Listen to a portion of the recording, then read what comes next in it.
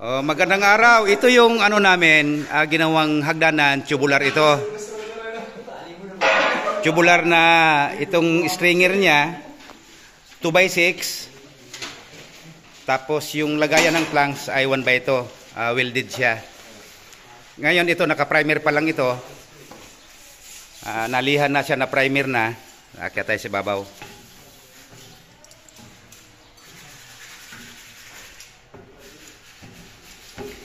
Lalagyan pa ito ng planks. Yung dito, hindi pa siya nalagyan ng primer. Ito yung pag-akyat niya.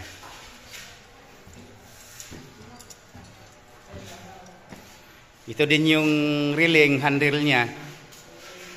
Ito.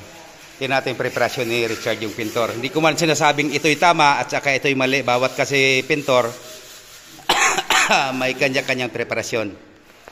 Ito, Chard, paano mo na-prepare ito, Chard? Anong ginagamit mo? Unang-una, ha?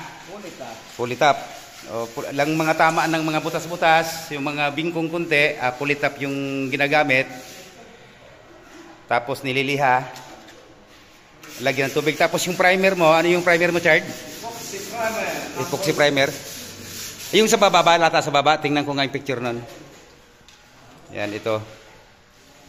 Baba tayo, tingnan natin yung primer na ginamit. Sa primer pa lang ito, yung gamit niya.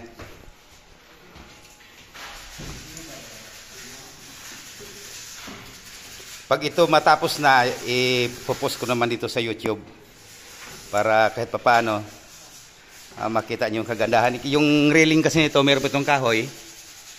Yan, may kahoy pa yan. Yan, ito yung primer na ginamit. Yun. Yan ang primer na ginamit dito. Tingnan natin sa ibang angle.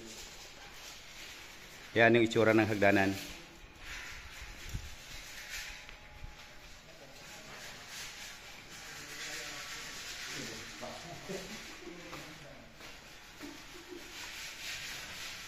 Ayun, maraming salamat.